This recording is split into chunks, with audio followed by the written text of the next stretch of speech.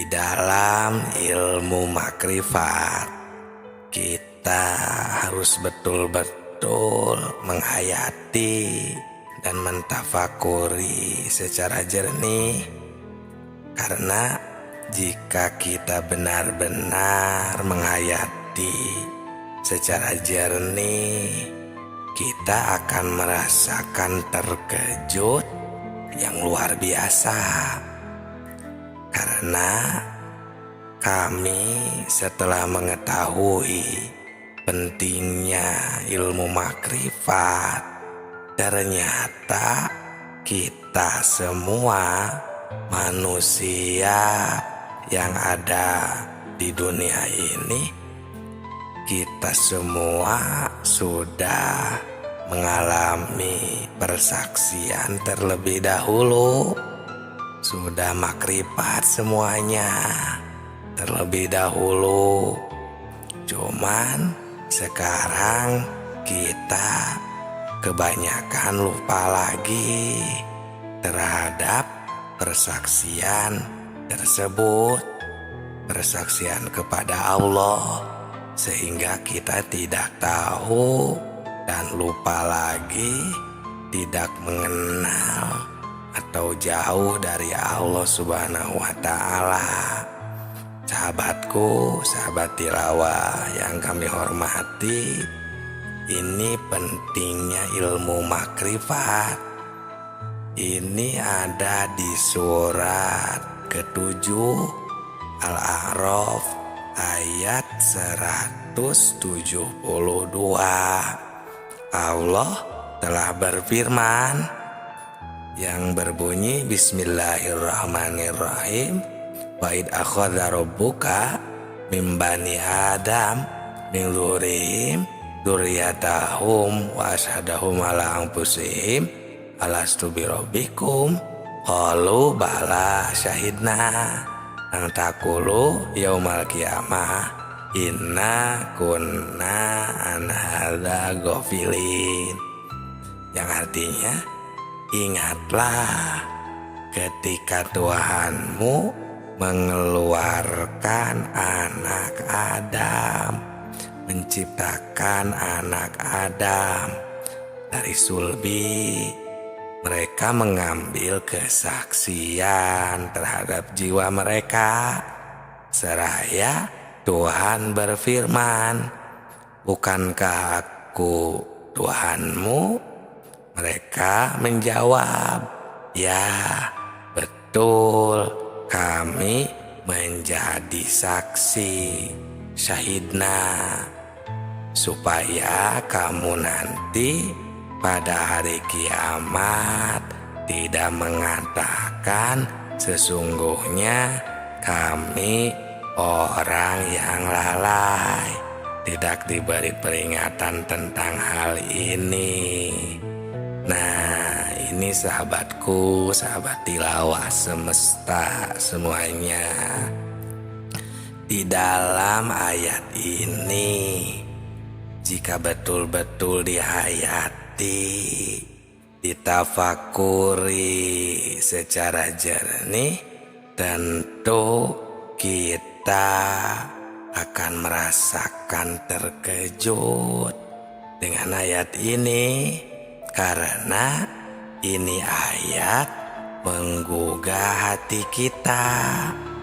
Di dalam ayat ini Allah memberitahu kepada segenap manusia yang ada di dunia ini, sebagaimana firman Allah, manusia yang ada di dunia ini ternyata semuanya sudah dipersaksikan terlebih dahulu kepada Allah sebelum manusia lahir ke bumi ini. Hadirin sahabatku semuanya, dipersaksikannya ini waktu di alam rahim ibunya.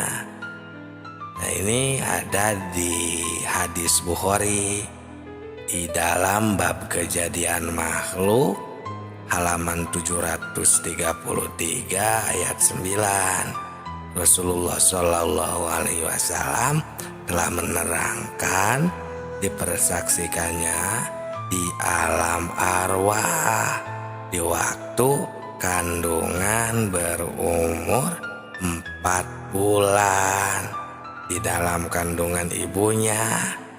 Nah, ini makanya suka ada yang mengadakan adat atau acara dengan nama acaranya itu sudah menjadi kebiasaan leluhur, bahkan sampai sekarang masih banyak yang memperingatinya, yakni acara 4 bulanan.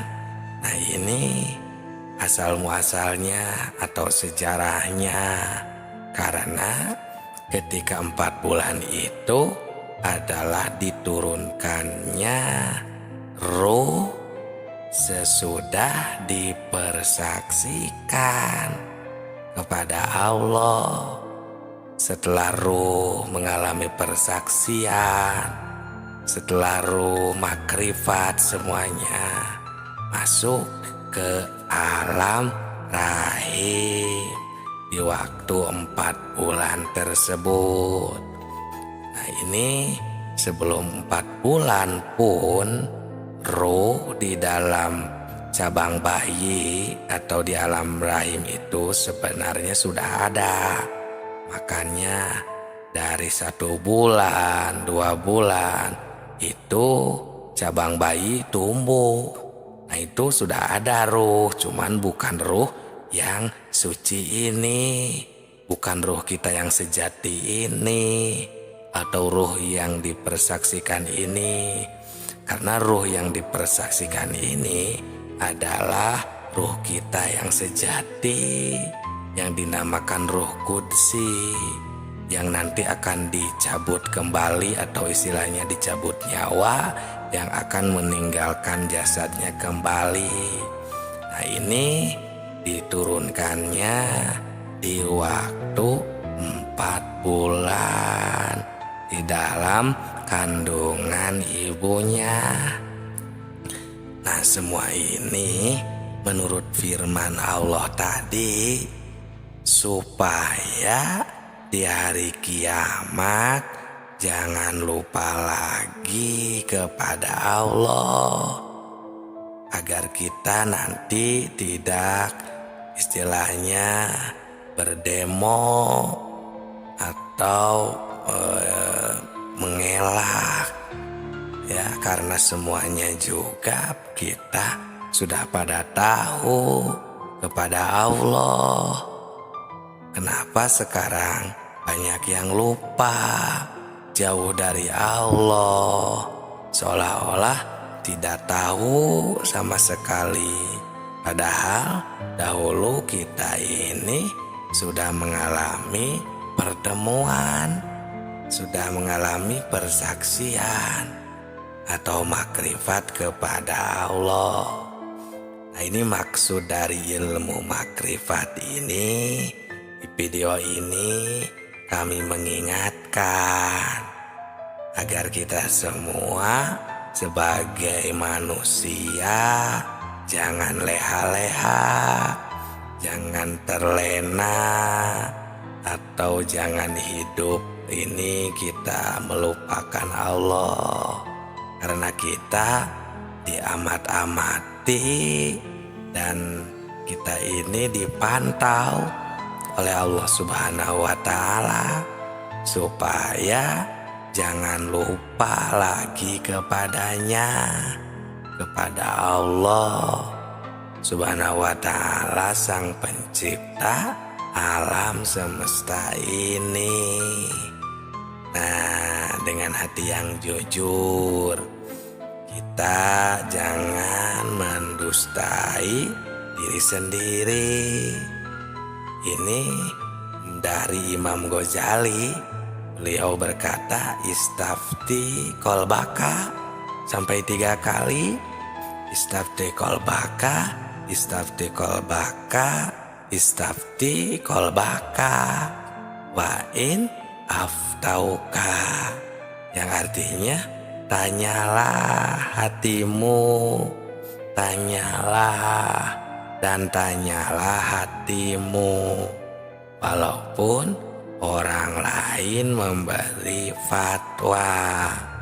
Nah, di sini sahabatku, sahabat tilawah semuanya, kita harus jeli untuk mentafakuri ilmiah, ilmu, dalil, ayat-ayat, hadis, keterangan yang bersangkutan dengan perasaan, khususnya ilmu makrifat yang ada di dalam hati.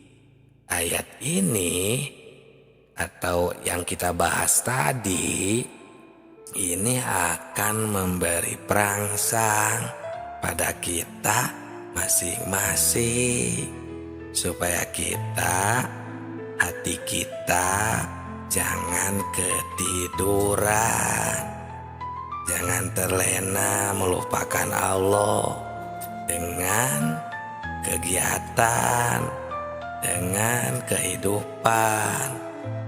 Itu sahabatku, harusnya kita ini ada keseimbangan. Walaupun kita sedang mengalami kehidupan, sedang berkegiatan sehari-hari, kegiatan ibadah, kegiatan di luar ibadah. Nah, kita ini harusnya selalu ingat juga atau sambil ingat kepada Allah. Emang bisa, karena emang harusnya seperti itu. Oleh nafsu, oleh syaitan itu, kita sering diterlenakan ketika kita berkegiatan atau melihat sesuatu, mendengar sesuatu, agar kita lupa pada Allah, yang padahal kita ini bisa sambil mengerjakan, melihat, berkegiatan, mendengar, apapun itu, kita bisa sambil mengingat Tuhan, mengingat Allah Subhanahu wa Ta'ala. Contohnya nih ya, seperti kita sedang berkegiatan, bekerja di luar ibadah contohnya, maupun sedang beribadah, boleh samakan saja semua kegiatan dengan contoh seperti ini. Kita contoh sedang bergerak, menggerakkan tangan contohnya. Nah, sebenarnya tangan ini tidak bisa bergerak kalau kita tidak ditakdirkan oleh Allah, karena Allah Subhanahu wa Ta'ala yang telah menakdirkannya. Buktinya, jika Allah tidak berkehendak, maka semuanya tidak akan bisa bergerak.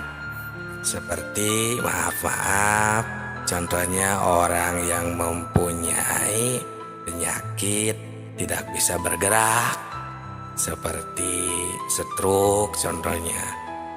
Nah, itu kan ciri pertanda bahwa gerak itu kita tidak bisa berkehendak. Jadi tangan ini ya tidak bisa menciptakan gerakan, maupun gerakan tersebut tidak bisa menciptakan tangan. Tapi Allah yang menciptakan tangan, dan Allah yang menakdirkan bergerak kepada tangan. Nah, timbul ya Qadir, Zat yang menakdirkan. Qadir ini kan salah jumnya atau identiknya dengan sifat kudrot. Sifat ma'ani salah satu dari sifat yang 20. Nah, sifat ini adalah sifat ma'ani yang tidak akan berpisah dengan zatnya. Nah, seperti itu. Jadi kita bisa mengingat Allah dalam kegiatan atau semua kegiatan kita sehari-hari. kegiatan ibadah maupun kegiatan di luar ibadah. Karena Allah itu selalu bersama kita. Kita bisa selalu bertemu dengan Allah. Wa huwa ma'akum aina ma kuntum wa nahnu aqrabu ilaihi min hablil warid. Allah itu selalu bersama kita dimanapun kita berada, dan Allah itu lebih dekat dengan kita, lebih dekat daripada tenggorokan istilahnya. Nah, ini agar kita tidak terlena dengan apa yang ada di dunia ini, lupa pada tugas hidup kita selaku hamba Allah yang tidak boleh dilupakan. Di antaranya menjalankan perintahnya, menjauhi larangannya. Nah, sedangkan jika kita jauh dari ilmu makrifat atau lupa kepada Allah, itu yang menjadi bibit kita melakukan permaksiatan. Karena jika kita ingat, sadar kepada Allah, kita tidak akan berani melakukan kesalahan atau menjauhi larangannya. Jadi kita akan terus melaksanakan apa yang telah diridhoi oleh Allah dan menjauhi larangannya. Nah, itu semuanya untuk perintahnya ada di dalam Al-Quran dan hadis dan di pengajian-pengajian umum. Kita tinggal pelajari, kita tinggal menghayatinya. Dan begitu pun yang dilarang oleh Allah, semuanya akan banyak dibahas di pengajian-pengajian umum di daerah setempat. Sahabatku, sahabat tilawah semesta semuanya, dalam ayat tadi di atas, Allah Subhanahu wa Ta'ala telah memberi peringatan kepada kita semua agar kita jangan lupa kepada Allah Subhanahu wa Ta'ala. Sekarang mari kita tanya diri kita masing-masing, apakah kita sekarang ingat kepada Allah? Nah, di sini kita harus bertanya kepada hati kita yang terdalam, yang jujur. Jangan membohongi diri sendiri.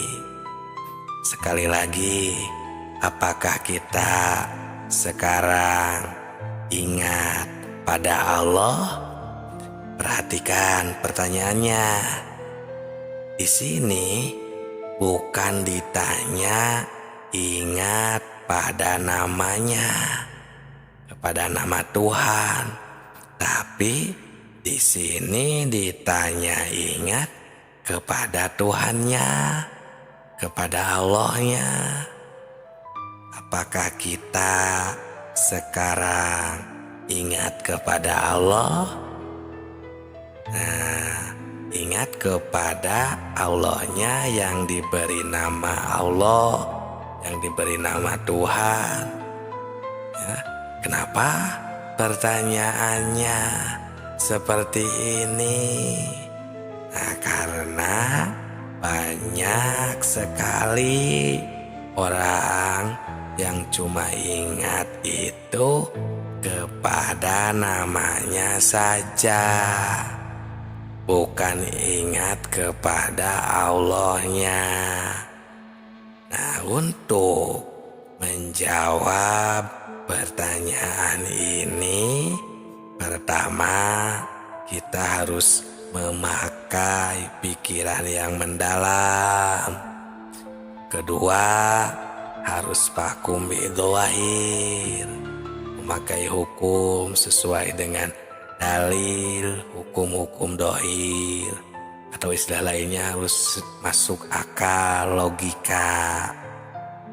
Dan yang ketiga, harus memakai hati yang jujur.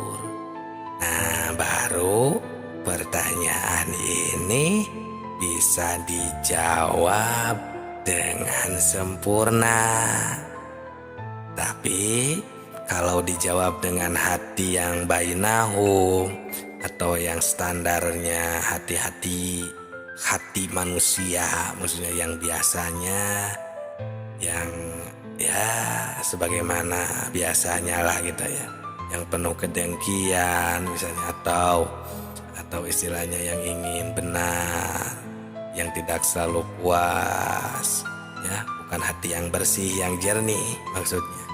Nah, ini pasti akan menimbulkan fitnah di kalangan umat Islam. Naudzubillah, jangan sampai terjadi seperti ini, karena ini ilmu makrifat.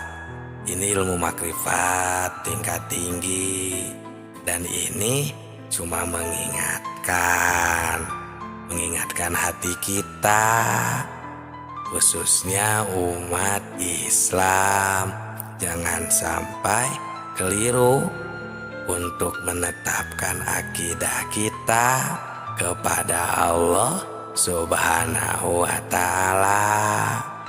Karena ayat tadi di atas itu, Allah terus memantau dengan sifat ilmunya Allah, maha tahunya Allah, mengamat-ngamati jangan sampai kita ini lupa kepadanya. Di dunia ini, apakah kita sedang lupa, sedang beribadah, selalu mengingatnya, atau terus melupakannya, sehingga kita terus melakukan permaksiatan dan lain sebagainya. Nah, sahabatku, sahabat tilawah semesta semuanya, banyak sekali sebenarnya ayat-ayat yang menyuruh kita jangan sampai lupa kepada Allah Subhanahu wa ta'ala. Seperti di dalam surat ke-33 ayat 41, Allah memberi perintah, ya ayyuhalladzina amanu dzkurullah dzikran katsira. Hai orang-orang yang beriman, ingatlah kepada Allah dengan sebanyak-banyaknya ingat. Seperti itu. Terus ada lagi di dalam surat ke-7 ayat 205, Allah Subhanahu wa ta'ala berfirman, wadzkur rabbaka fi nafsika tadarruan wa khifatan wa dunal jahri minal qaul bil guduwi wal asal wala takum minal ghafilin. Yang artinya, sebutlah, berzikirlah, sebutlah nama Tuhanmu dalam hatimu dengan merendahkan diri, rasa takut, dengan tidak mengeraskan suara di waktu pagi dan petang. Dan janganlah kamu termasuk orang-orang yang lalai, ghafilin, yang lupa kepada Allah Subhanahu wa ta'ala. Nah, sahabatku, sahabat tilawah semesta semuanya, kalau ayat ini dikaji, ditafakuri secara mendalam, pasti kita ini akan terpanggil secara spontan. Terus kita akan mengusahakan supaya kita terus mengingat kepada Tuhan. Bahkan ada lagi yang sering kita baca ini dalam keterangan sholawat, ya, yang berbunyi fi kulli lamhatin wa nafasin bi'adadi kulli ma'lumilak. Itu di ujung sholawat nariyah, ya. keterangan yang mengingatkan kita ini harus ingat terus kepada Allah itu sebimbilangan nafas dan kedipan mata. Nah, jadi zikir di sini atau wadzkur, ya, fadzkur di sini, nah, kan artinya ingat kalau secara terjemah logot. Nah, ingat ini adalah pekerjaan hati. Sedangkan hati ini kalau kita rasakan, ini sudah bukan pekerjaan lisan. Kalau kita mau benar-benar nih merasakan, ya, ingat itu adalah pekerjaan hati, bukan pekerjaan lisan. Nah, jadi kebanyakan kan zikir itu hanya di lisan, yang padahal jika mau ditingkatkan lagi, mau disempurnakan lagi, nah, bukan hanya pekerjaan lisan tentang zikir ini, tapi pekerjaan hati. Maksudnya, jadi si hati ini bisa ingat ini kalau sudah ada pemberian dari dua panca indera seperti mata, telinga, nah, dan panca indera lainnya tentunya. Kalau tidak ada pemberian dari panca indera, itu tidak akan ada biasanya di dalam hati. Coba saja kita rasakan, bisakah kita ingat kepada yang belum diketahui? Nah, biasanya ini kan tidak mungkin, karena bisanya kita ingat itu harus pada yang sudah kita ketahui. Contoh, kita ini dikarenakan sudah bertemu dengan seseorang yang bernama contohnya Ki Jaid, maka kita tahu ketika kita bertemu di jalan atau kita membayangkannya pun, itu bisa kita mengingat karena kita pernah bertemu dengan yang namanya Ki Jaid. Tapi jika kita belum tahu, belum pernah bertemu dengan si Ki Jaid, maka walaupun di jalan berpapasan, kita tidak akan tahu bahwa itu Ki Jaid, tidak akan mengenalnya, tidak akan saling menanya, karena kita tidak tahu bahwa Ki Jaid itu yang itu. Nah, jadi tidak akan ada di dalam hati ini.